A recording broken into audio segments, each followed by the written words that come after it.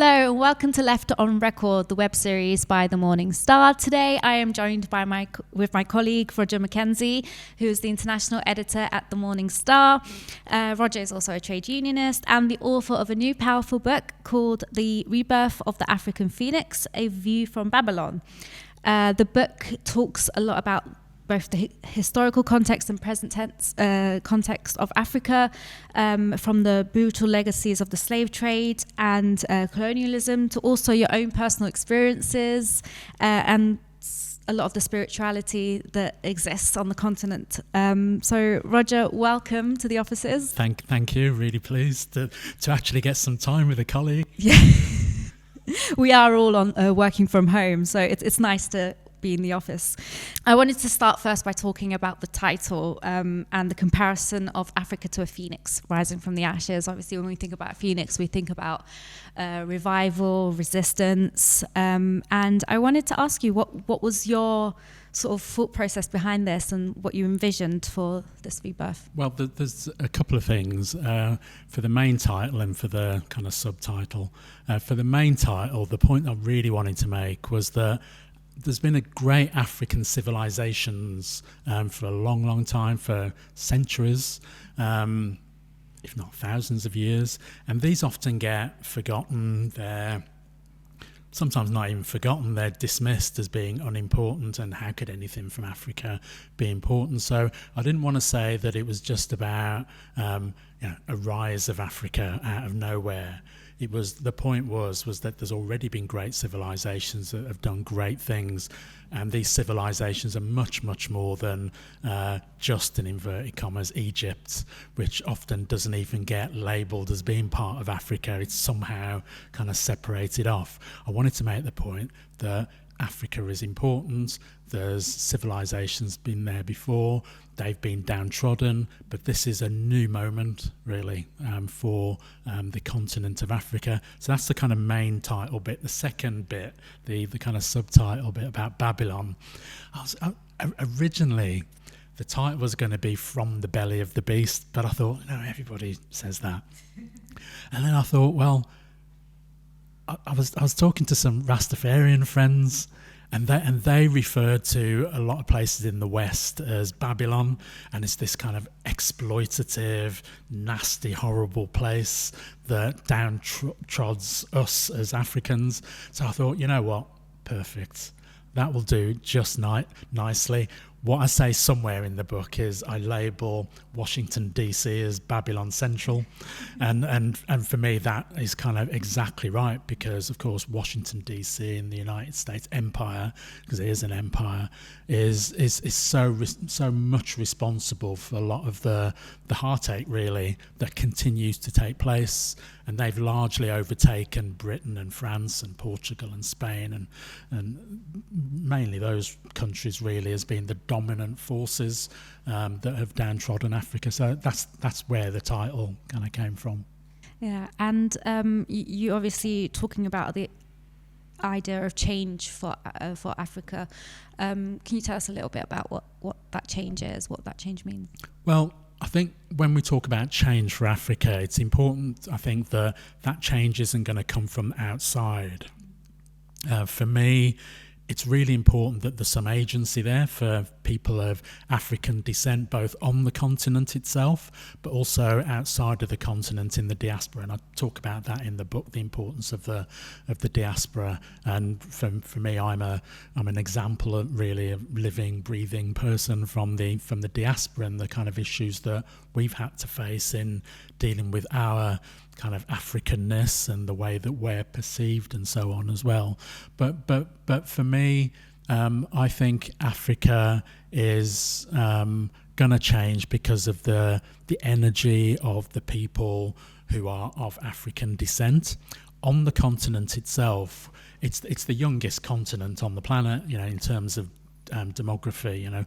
The people on the continent, I think the average age is something like 24 or something, which is, when you think about it, is remarkable for a continent of that size, 54 countries, and you get an average age of around 20, early 20s, whatever the figure actually is.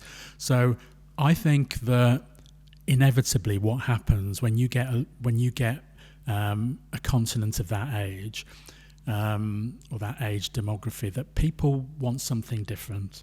People want to move on. People want a better world. Some people will deal with that by thinking, well, I need to go up to Britain or France or Spain or America or whatever. A lot of people, because actually most migration in and from Africa is within Africa.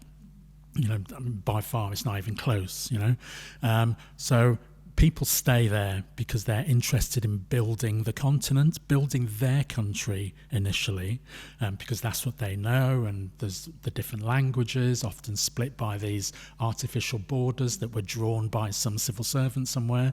Yeah, I always find that actually really fascinating, because on the maps you can see like these straight borders. Yeah, absolute straight lines, and you just think, well, what is the actual impact of that? Well, what they've done is they've drawn the line through whole communities. And through tribes, So on one side of the line, you could have people speaking a particular language with a particular heritage, spirituality, all the rest of that, all these kind of customs. And they are not allowed to go across that line to speak with family, friends who share that same thing. So what actually happens is that those heritages, those cultures get split and kind of bombarded, they get dispersed.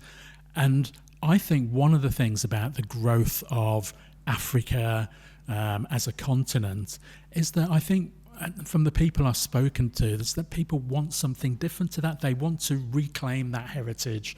And I know I do. I want to find out as best I can where I come from. Who my heritage is. I know my maternal heritage is the Tikar people, who are now in what has been straight-lined as Cameroon. I don't know my father's yet, but I think it's West Africa somewhere. But I'll never know exactly. And a lot of people are in that position from the diaspora. But on the continent itself, there's a similar thought process going on where people actually want to know where their people are, because they know that people have been stolen away from the continent, and they want to know, well, what happened to them? Where have they gone? And that's one of the important things that I think is spurring the whole thing about the growth of Africa. And I think it's a really good thing, Yeah. I suppose it's important to talk about economic justice as well for African nations. When we're talking about a change for Africa, it's this funding and this economic independence is going to be vital in that element. And you talk about this in the book, talking about advocating for economic resistance and resisting colonial exploitation. And you argue that Africa should consider a collective refusal to repay illegitimate debts. Yeah, we should go on strike. Yeah, that's what I was going to ask you. So what would like a coordinated debt strike look like? Fantastic question, because I don't really know, right? And I kind of shy away from that a little bit in the book, because in a way it's not for me to say how to do it. Like we wouldn't tell workers in a workplace, look, we think you should do this, that and the other, and in terms of your organising for more pay or better terms and conditions. And in the same way, I don't think people from outside, even from the diaspora, should be saying to people on the ground, this is what we think you should do. I think we should be creating the grounds for people to be able to have that discussion about what needs to be done, and supporting those organisations. So if the African Union ever gets around to doing things properly and having a decent discussion, which I know they're going to later on this year, I'm going to a conference in Ghana, hopefully, later on this year, that will look at what are some of the things that need to be done about reparations, then that's a discussion for them. I think one of the most dispiriting in many ways kind of things that I see is people still telling Africa and Africans what to do, as if they can't work this stuff out for themselves, and I think they can. I think our role is to identify what it is it's for them to identify what it is they want to do, and for us to offer support and to help them to achieve that. But for me, we've had this situation for far too long where reparations has been on the agenda. It's not a new thing, but also alongside it is this massive debt. And you can talk reparations all you like, but actually this debt is still there. And it is a real hindrance to Africa ever moving out of this state of exploitation that it's been in for hundreds of years now, because they're tied to Western countries. They are told through this debt how they're supposed to structure their economies, what they're supposed to do with public services, i.e. bring in private sector to run it and stuff.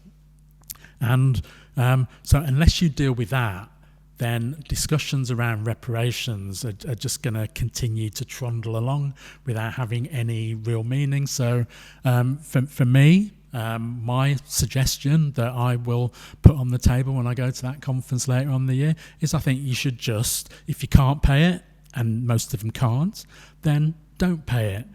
Big example of this actually is going on now in the Sahel region, with Burkina Faso in particular, which I've got a lot of time for what's going on with Ibrahim Traore.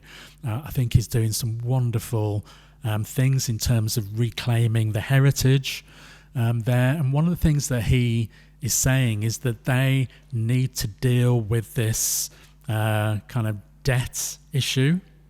But they need to be able to provide the services for the people. So what happens, of course, is they've got this insurgency, kind of jihadist groups in one part of the country, in fact, quite a big part of the country. And these jihadist groups, to be able to fight them, they're having to put in loads of money into those fights, having to buy the weapons from wherever to be able to carry on those fights. But while they're doing that, this money could actually be used for education and the health service, but they can't do that because they've got to stay secure, they've got to defend their borders and so on. So they've got to be in a position to be able to get control over their finances. If you don't have control over your finances, you're not going to get anywhere. And that's why the whole issue that they get into as well about these rare earth minerals and having some control over their gold and all the rest of it is so important. So all of these things are tied together, and that's why some of the points that I try and make in the book, that there's lots of overlap. But a key part of this is about sovereignty and about the right of any country, whether it's in Africa or anywhere else, to have sovereignty, to have the right to be able to determine where they're going.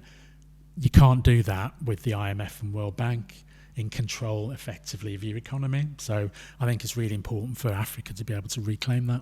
Yeah, absolutely. And so aside from supporting African nations with sovereignty, there's also probably a lot of things that we can look at with our own states and our own governments.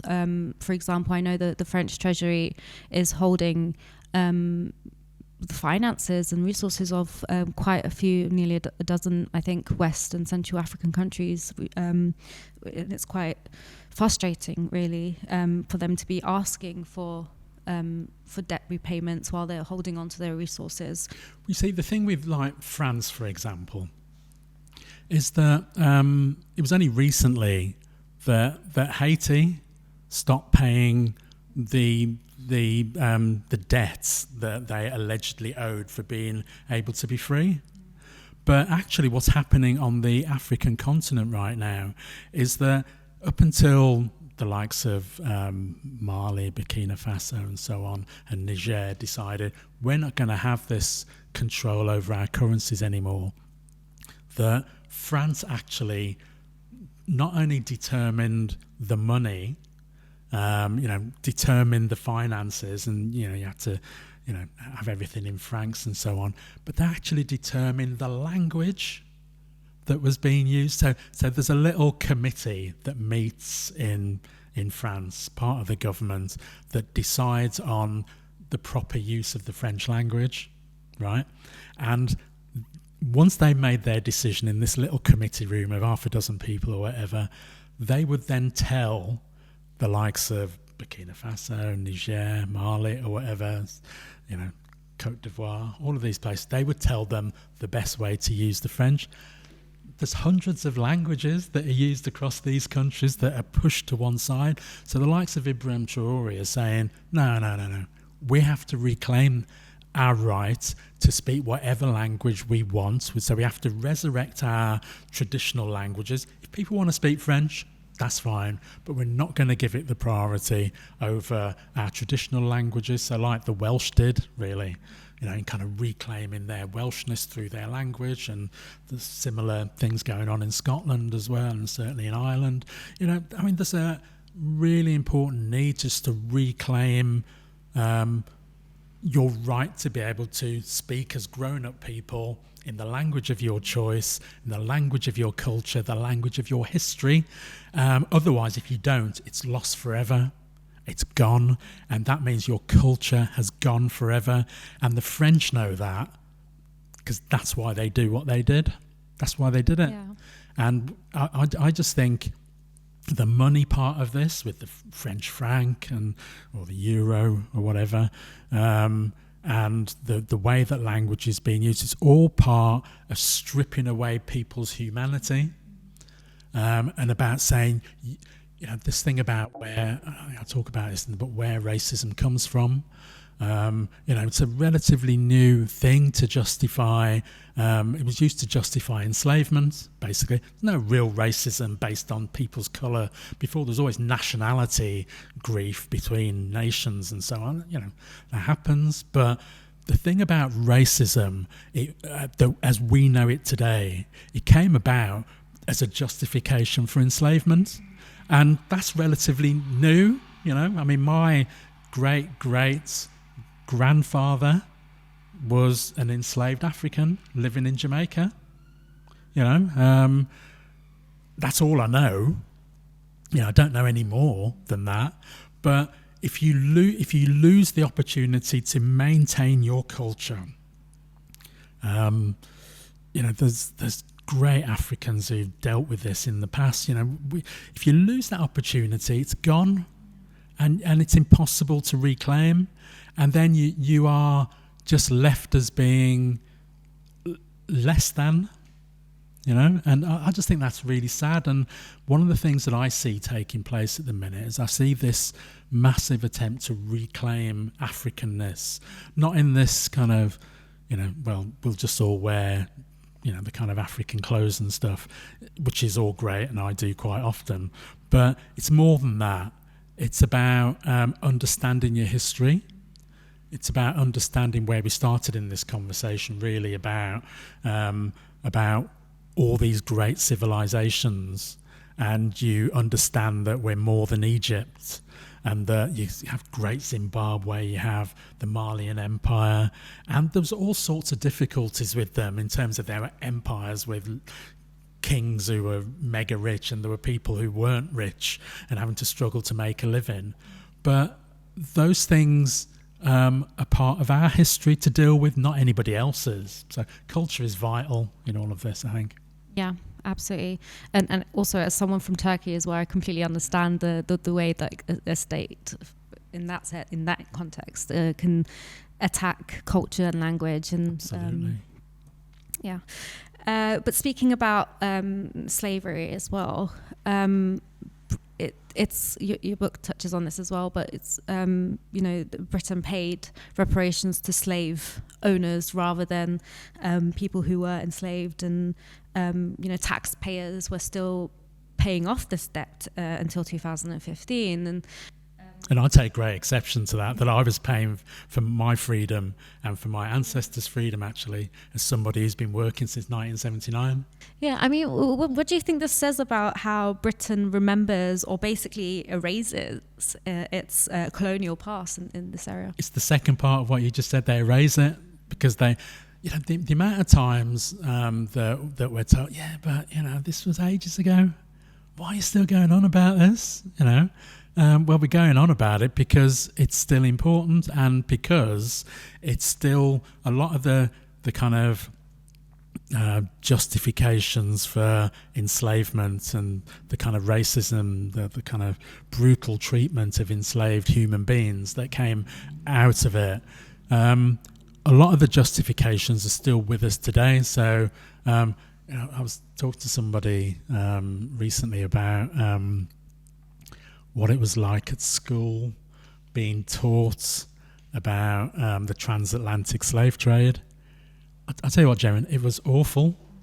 And it was just awful. It meant a fight after every session, because people, and when, like, I don't know if you remember Roots, the series. Well, when that was on, I was still at school, and it meant people decide. There was some kids then decided that I was like Kunta Kinte, or I was like Chicken George or something, and all of those kind of names, and they would decide that they were going to call us those names and try and treat us that way as well. So of course this led to mega fights all the time, right? And I'm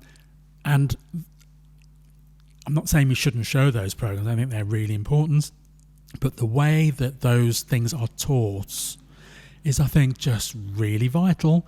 So I think it's the whole thing about the way that enslavement is taught, about seeing they never talk about the resistance that took place to racism. Actually, even rarer is it talked about the vitally important role that African women played in the resistance. Massively important, probably more than anybody else, actually. It's a brilliant book by a woman called Stella Dadzi. That's called Belly of the Beast, actually, which is why I was going to call it that in the first place. That was going to be the subtitle. And Stella's brilliant, and she writes about how a lot of the foods that are eaten in the Americas right now are of West African origin. It's because what the women did was they got the seeds and put them in their hair, and they went across the Atlantic with them. But also, more than just carrying seeds and stuff, women were at the forefront of the rebellions on the ships. And it was quite remarkable. But another thing that I talk about in the book that really doesn't get any kind of coverage is another zone of enslavement, if you like, which was the enslavement of Africans on the East Coast. And a lot of Africans were, in fact, this was going on way before the transatlantic slave trade. So this slaving human beings from the East Coast of Africa was going to North Africa, and it was going across into what is now known as Oman.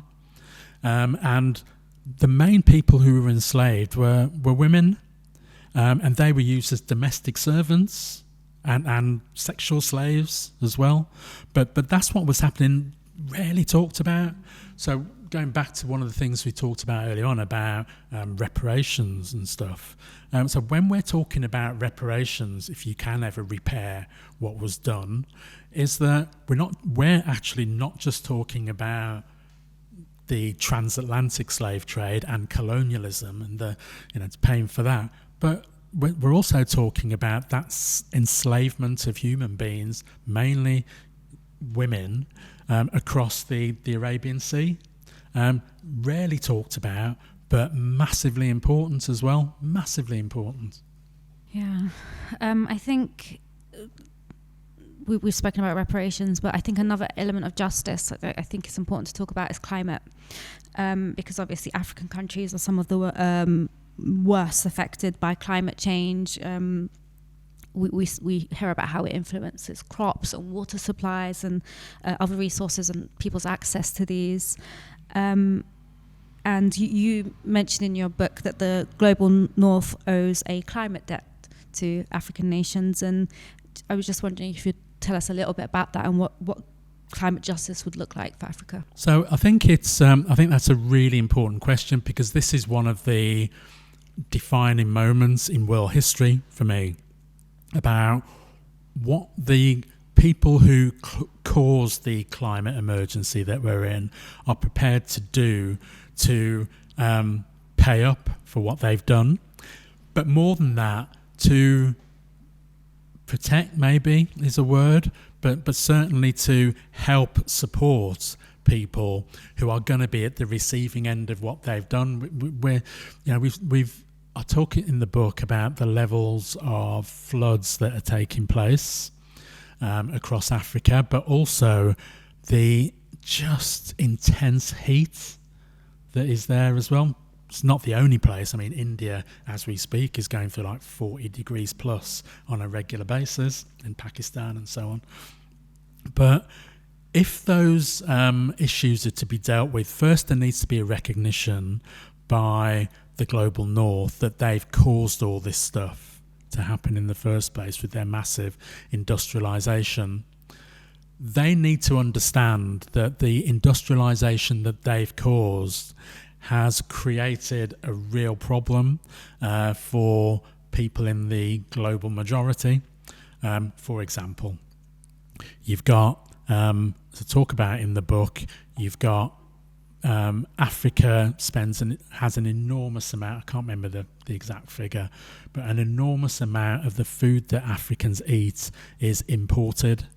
But it starts off, a lot of that food starts off in Africa, produced in Africa, sent away somewhere else, and comes back for Africans not to be able to afford to eat. Now, I raise that in the context of the climate emergency, because even that will disappear if the climate, because the climate is changing so much. So the foods that are being produced from Africa for Africans to transport up north, which only some of it comes back to Africa, even that will disappear because the climate simply won't allow it.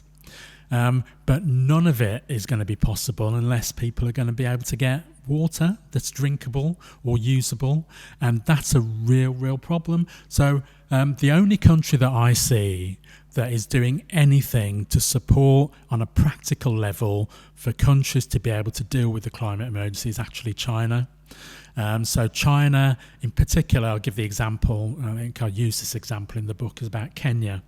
And they're supporting Kenya with technologies to be able to deal with the climate emergency, and that's great, and more countries should do that. But the problem's deeper than that, isn't it? Because the problem is that the planet's getting warmer, and no matter how much technology you've got, no one's going to be bloody around to do anything with whatever technology is around, because it's going to be too hot for us and people aren't going to be able to eat. So we've got an existential problem at the minute. So what does climate emergency look like? Well, people have to, the countries of the global north, first of all, they need to do something, and that is stop burning carbon at the levels that they don't have to stop, and they're refusing to do it. And they seem to think that the countries of the global south are expendable. That's why the COP, the Conference of the Parties, the UN sponsors every year, are getting nowhere with these debates. I mean, frankly, they're a farce now, and I think that's becoming crystal clear to most people now that there's really no point with these conferences. But I'm not saying do away with them. I'm saying they need to be better than they are. So we have this farce of,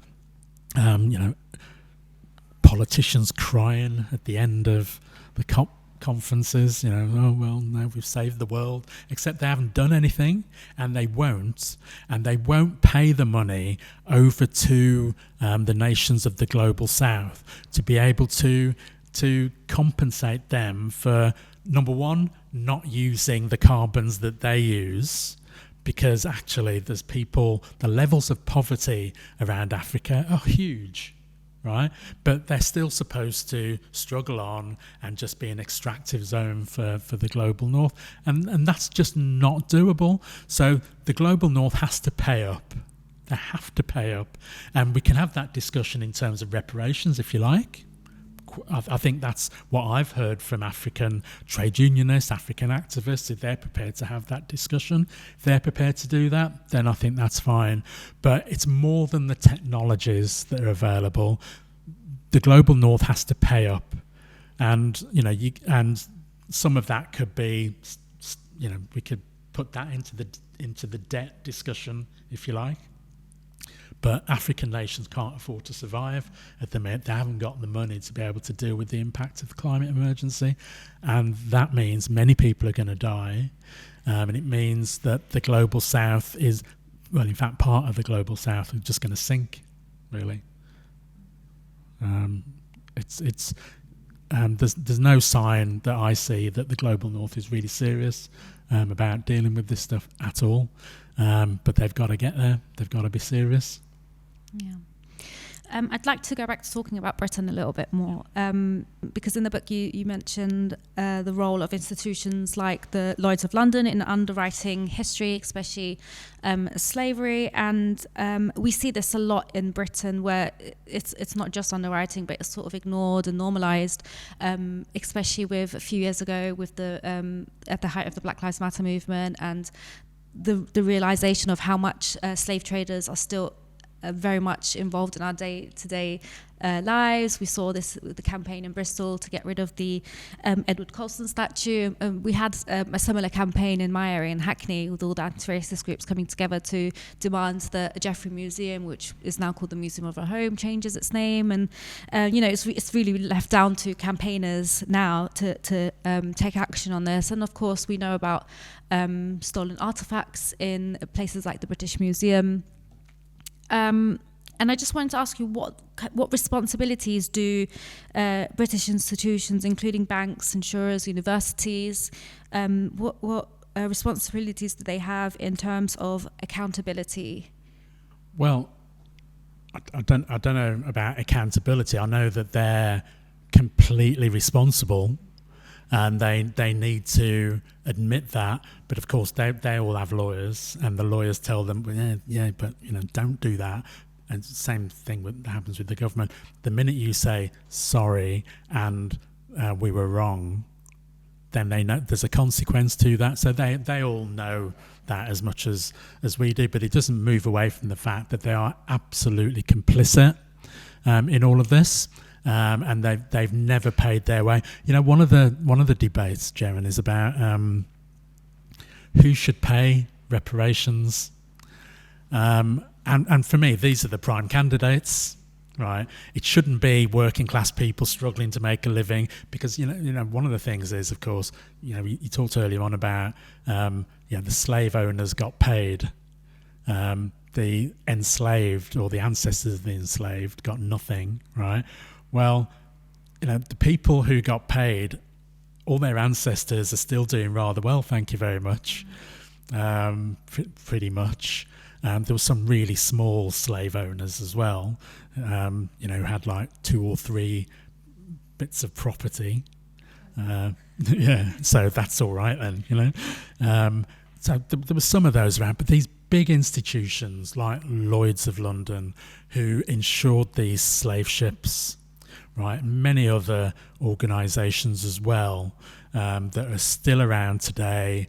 You've got the Drax family in Dorset, which still actually has a plantation in the Caribbean. I mean, still to this day, it's huge. And one of their family, I don't know if he's still in the House of Commons, but he was an MP, right? And so loads of these people who got paid were MPs, including some very, very senior, kind of members of Parliament. So imagine this: if you and me were in a committee of something, usually before the start of the committee, they say, "Has anybody got any declarations of interest?" Don't they? Right? I mean, there was massive interest that these people had, and they still voted to give themselves loads of money, right? So there's the ruling class of this country is absolutely complicit in this, and they know it. That's why they're sitting on all of this stuff. You mentioned about the artifacts that have been stolen. Now, this is stuff that I worked on years ago with the late great Bernie Grant, and we were trying to get these artifacts back. He used to tell a story of being allowed into the vaults of the British Museum, and he saw, when you see the Sphinx, its nose is gone. Well, they've got it. They've got it, right? And he saw it, and he said, well, they've got all this stuff, but the stuff that they've got, so like the Benin bronzes and so on, which are all over the bloody world, but big chunk of them at the British Museum. These things are mostly religious artifacts, and they say things like, well, you can't have them back. So museums, right, British Museums uses this argument and say, well, you see, we're not going to give you them. This is how it gets really patronising. So this is how they get. We're not going to give you this stuff back because you just won't deal with it properly. You just won't know how to look after it. Leave aside the fact that this is stuff that people have for thousands of years, probably in some cases, and this is sacred to them in many ways, and they're being told by some snotty-nosed, patronising fart, basically, that no, we're not going to give you this back because you won't know how to look after it properly. So it's in your interest, we're doing you a favour. So how many bank robbers do you know? Right? How many bank robbers do you know get to tell the people who they stole something off that we're not going to give you back because you just won't look after it properly? I mean, that's how patronising this stuff is, because that's what they've done. They come into a country like what is now Nigeria, where Benin City was, and rob the hell out of the place, and then say they're not going to give it back because you're black and you won't know what to do with it. Basically, is what they're saying. And these people, so like universities, museums, the likes of Lloyd's of London, all of these people, they need to have a history lesson, first of all, and then they need to be made to give back what they've stolen. And if it's not an actual body, an actual artifact, so like Lloyd's of London, they need to pay. And they can't just set up a little, and I think Lloyd's and some other organisations, they set up a little committee, and the committee's job is just to come up with, a little trust of something that they put like £3 in or something that is supposed to do I don't know what, but nobody knows who benefits from this, because frankly nobody really benefits from it. So they need to do something that's going to make a difference. We're trade unionists, stuff's up for negotiation, so let's negotiate, right? But not this thing where they find every conceivable way of trying to find, of not doing anything, basically, of not living up to their responsibility. And I'm just, as you can tell, rather pissed off about, this has gone on too long, and people say, oh, you should have some patience, Roger. 500 years. I think that's pretty patient. Wait, 500 years more? Yeah, well, that's what they think. Well, they're going to have a nasty shock, Ceren, because people aren't going to wait. As we were saying right at the top of this, people are ready for change, and not going to put up with this stuff anymore. I mean, speaking about pretentious farts, we can talk a little bit. It's a long list of them. Yeah, but we can talk a little bit about the current situation of the far right in Britain, because one of the elements of this is like the great pride in the empire, isn't it, on the British Empire, and how it's sort of been portrayed by them and people like them, and there's always this argument about how reparations don't work, and then also about how colonialism has had positive impacts for African nations. How would you respond to this? Well, they have given reparations to other people, but not to us. And they say, how do you ever calculate these things? I've got some sympathy with that. How do you ever calculate these things? Can you ever really repair the damage that's been done? Can you ever really do that? I think I posed that question in the book. I'm not sure you can, but we can try. We can at least try to do that. But I'm just kind of. It's when I think about empire. I know that empire, for me, it's one of the biggest determining issues about racism in this country now. I think it's had an enormous impact. And of course, it's never really gone away. It just it's taken on a different face. Not so much empire, but certainly neo-colonialism, where they don't really need to be on site in the country and rule from in the country anymore. They can do it from outside, and that's what they do. But I think that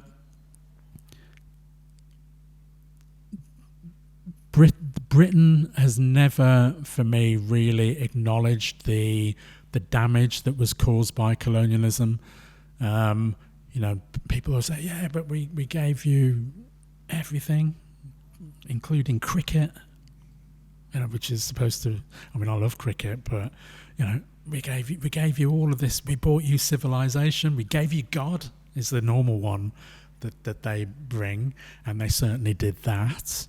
At the expense of all the natural, kind of historical, cultural religions and spiritual beliefs that were around, although not entirely, 'cause some of them were merged in and shifted around and so on. In a way, again, I talk about in the book that kind of jazzy kind of move. Jazz music was a kind of amalgam of different kind of musics and cultures and so on.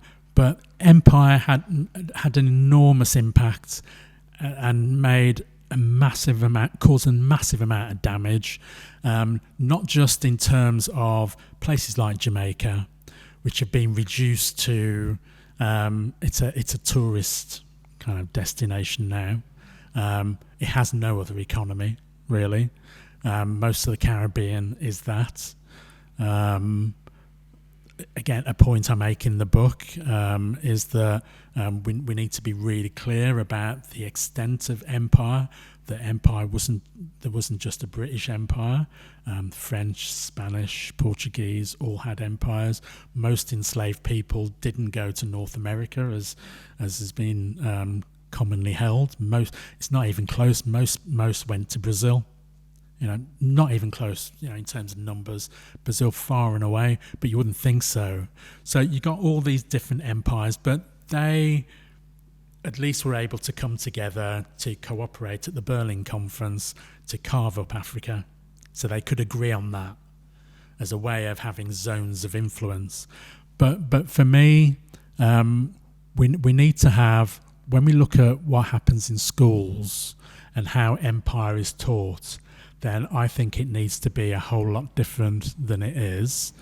I think part of that also needs to talk, one of the key themes of this book, as with my first book, African Uhuru, is about the importance of resistance. You never really hear about the levels of resistance to empire that took place.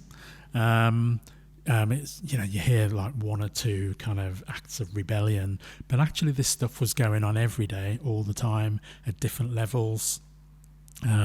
Individual acts of resistance all the time, but sometimes people were able to develop a collective form of resistance as well.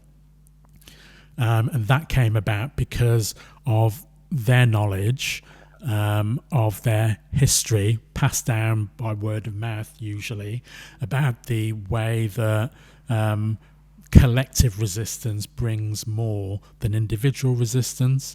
So when I think of empire, I think of the need to report that collective resistance, because I think that helps black and white people in this country understand the power of collective organisation and the power of working class people or peasant communities. There's massive, stories about peasant communities in this country that never get told.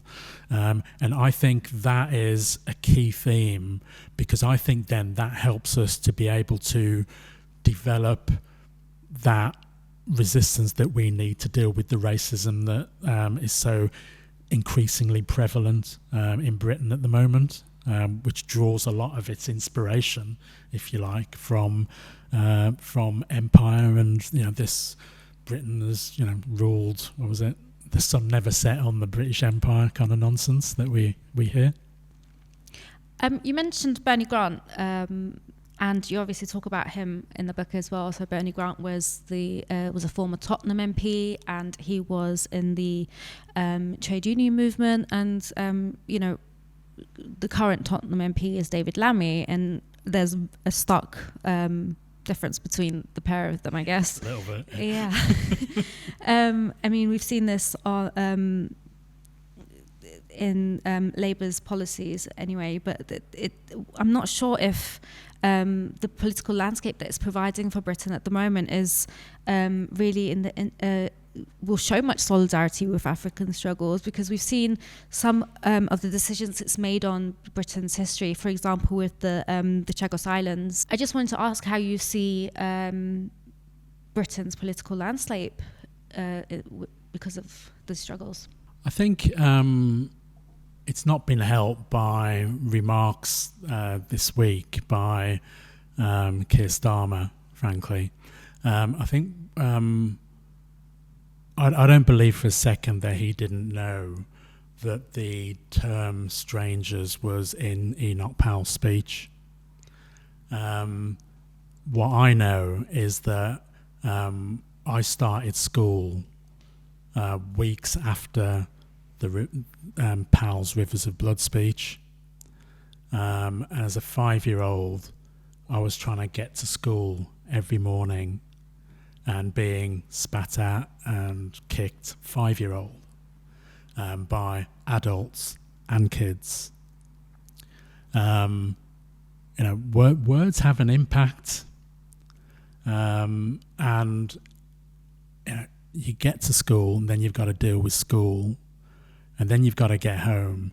And we used to have racist slogans on our walls. We used to have dog mess. Sometimes somebody tried to chuck a petrol bomb through our letterbox one time, and this wasn't rare for the black community when I was growing up. This is what happened. Words have an impact. So when you see senior politicians deciding to play, in inverted commas, that sort of game, that even the term immigrant isn't a neutral term.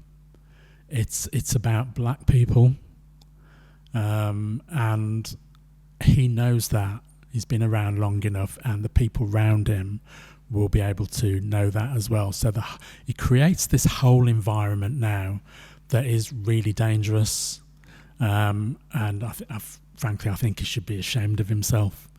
But so should any politician that decides to play that game or not denounce that game as well. One of the great things about Bernie when he was around, one of the great honours of my life was for a number of years, I was up until recently the chair of the Bernie Grant Trust, and one of the great things about Bernie was that he never hesitated at all in calling that stuff out. He wasn't after a job on the front bench, right? None of that stuff matters. What matters was what was right and about building a society. But what Bernie was also interested in was about building black and white unity, collective resistance to that stuff. Simply not enough black people on our own in Britain to be able to make a difference on our own. Simply not.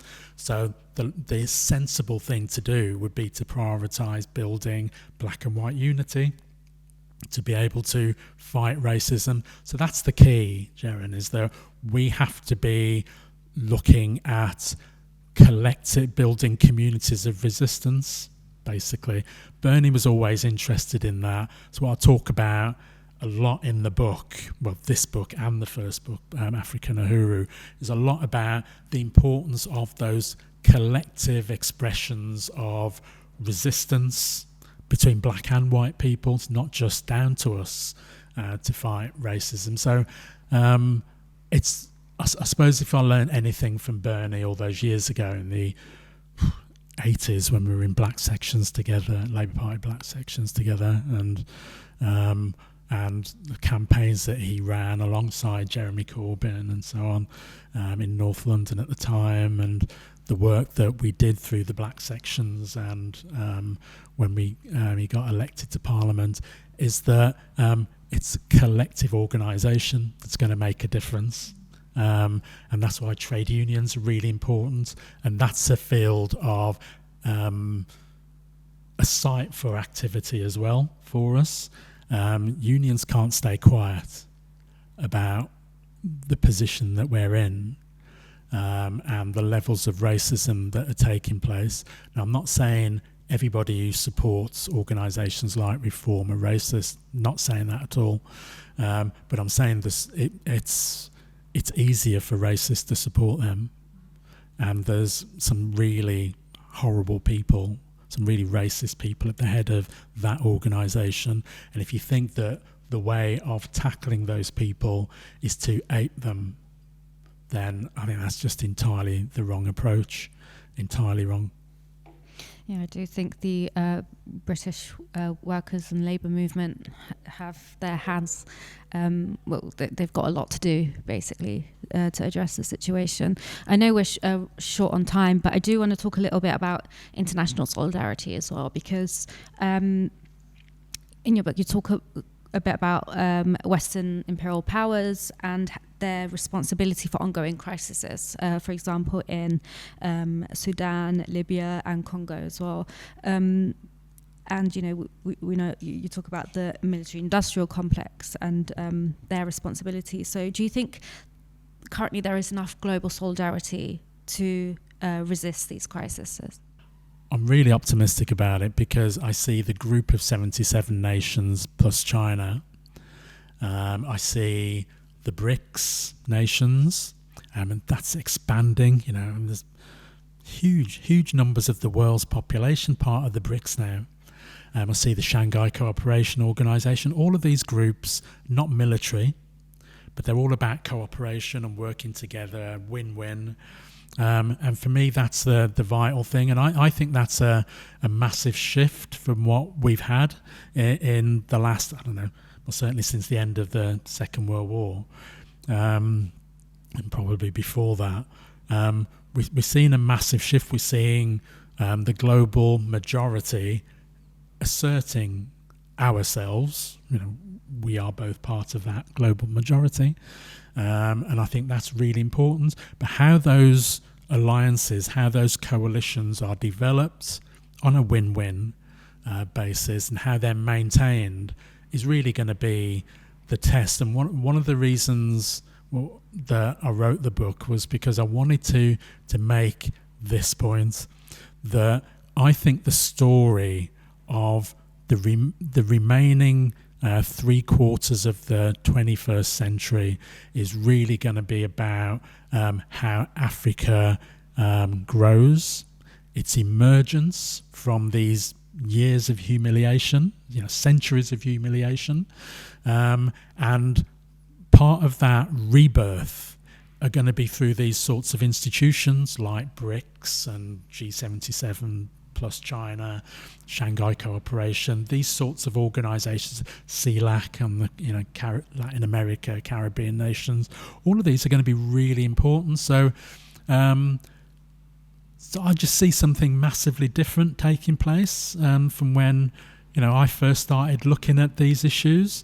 I see a real possibility of moving towards a new multilateral world, and I do call it multilateral rather than multipolar, because I think we've had enough of poles of power, and I think people need to be respected for not being part of a pole, but being able to have some sovereignty on their own and being able to have alliances or trading relationships with whoever they like without being told, no, you can't do that. Because they're not part of our bloc or whatever. And I think that's really interesting move. So I think there's some real possibilities around, some really good signs around, and I do touch on these in the book, perhaps just add the important role that I think the United Nations needs to play in all of this.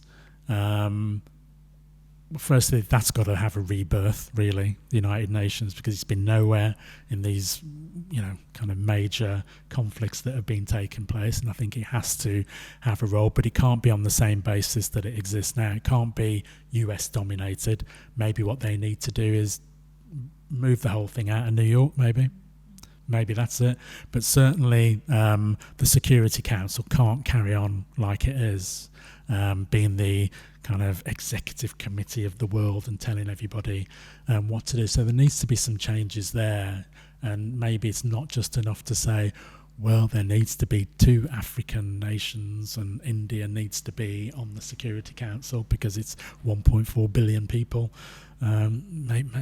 Really, is that the height of our ambition? It's not mine. I think we need to do much better than that. Well, Roger, thank you so much for joining us today. It was a pleasure discussing this with you. It was very informative for me as well, and I really enjoyed your book. Maybe you can tell our listeners a little bit about how to get a copy of your book. Yeah, and thank you. Really enjoyed that conversation. There's 2 places, really. 3 places, me being one, where people want to contact me, I can make sure that they get it, and my email's always on the bottom on the international pages. But also you can get it from Manifesto Press direct, and from the Manifesto Press website, but also, of course, from the great, the best newspaper, the world's only English language socialist daily newspaper, the Morning Star. You can get it direct from our website as well. So please do buy the book. And more importantly, don't just buy the book and read it, but do something. Stand up and organise and support the Africans on the continent and in the diaspora as well. We need to make a difference. We cannot carry on the way that things have been going. We need to move on. And I've just put this book forward as a small contribution to helping people to help to make that move. That was Roger McKenzie speaking about his book, The Rebirth of the African Phoenix, A View from Babylon. Remember to follow the Morning Star if you want to keep up to date with Africa, Britain, and other developments from across the world.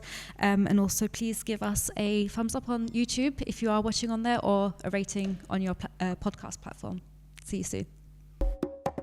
Working class history is too often silenced, and the fight to change that is something the Morning Star shares with independent publisher Manifesto Press.